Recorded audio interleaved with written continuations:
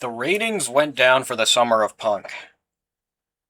This is a video that needs to be made, and it is a fact. CM Punk's prime, the ratings went down. And people say CM Punk started this boom period in wrestling. Like, this guy, like, this was like the NWO forming after the pipe bomb, or this is like the, Austin 316 promo, or something like that, right?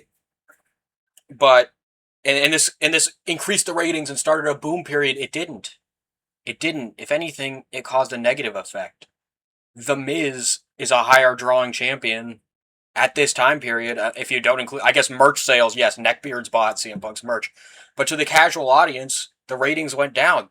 The casual audience would rather watch Cena versus The Miz than Cena versus Punk.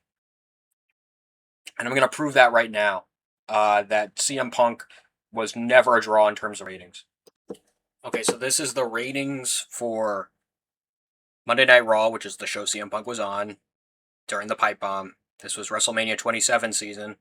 So this was John Cena versus The Miz for WrestleMania and Taker versus Triple H. At the beginning of the year, the ratings are higher, obviously, and at the end of the year, the ratings are lower. CM Punk and after WrestleMania, the ratings are higher before the pipe bomb. So post WrestleMania season, before the pipe bomb, the ratings are higher than they are after the pipe bomb. So the pipe bomb lowered the ratings. And I thought this was supposed to be like the NWO forming, where it was just like a storyline that shocked the world and everybody was just watching. Not really. People didn't seem to care. If anything, it must have turned people away because the ratings went down.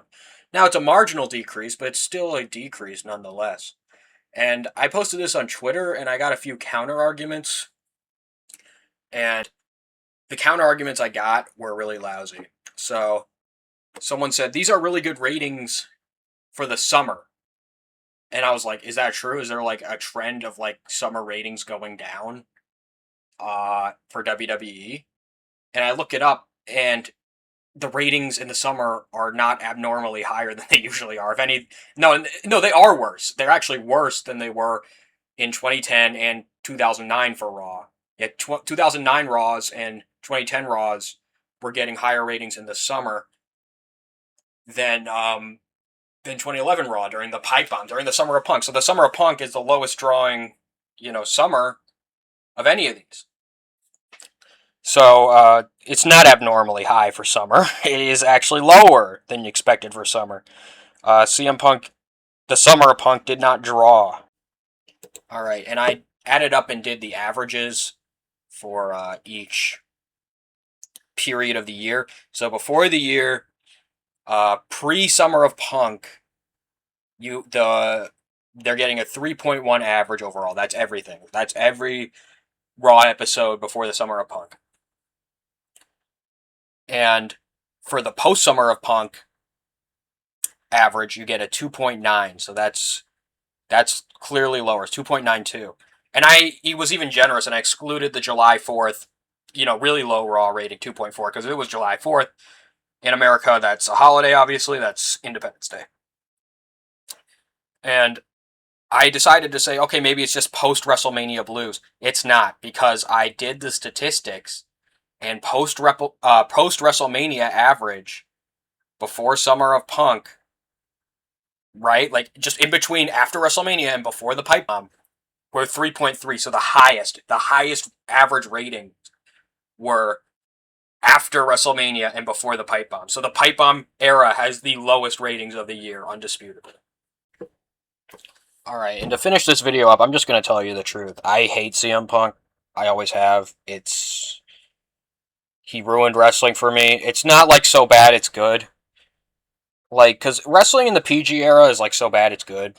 Like, but once CM Punk started like whining and all that shit, it just ruined wrestling for me forever. I can't even watch it anymore. I feel like ever since that pipe bomb, that it's just been unwatchable unless it's like part timers.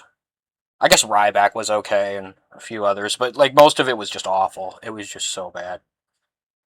I mean, I just okay. But I mean, I'm bringing this up mostly for comedic effect, but also to say that maybe those people that left during the Summer of Punk I think they felt the way I did. Maybe not exactly, but I feel like most of those people were normal families who wanted to see John Cena, right? Like they wanted to see John Cena win and beat the bad guy every week. That was like the audience.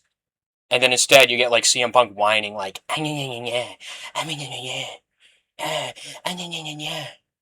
and it's just like that's not why we're here. We're here to see John Cena beat the bad guy. So they all left. And I feel like WWE this was like I feel like the reason WWE fell off here um was they had to choose between two audiences. The neckbeards who like the cruiserweights, and again, those people will watch any kind of wrestling, right? That's as Vince Russo said, like those people will watch any kind of wrestling. People who are into like those cruiserweight flippy dippy matches, they'll watch anything. They will watch any wrestling. Even if they complain about it, they'll still watch it. And the families who just wanted to see John Cena in the casual audience. So they had a choice. They could have chosen just to like pick the families, or they should pick the neckbeards, and they chose the neckbeards. And wrestling has been culturally irrelevant ever since. I mean, we have like Ricky Starks main eventing like SmackDown.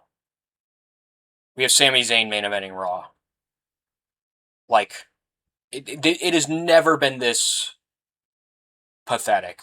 Like nobody knows who any current wrestler is. No, they're none of them have any sort of mainstream appeal that are full-time wrestlers. And I think it all started with this pipe bomb. I really do. So anyway, guys, thank you for watching. Ratings went down for Summer of Punk. Never forget that. And have a good evening.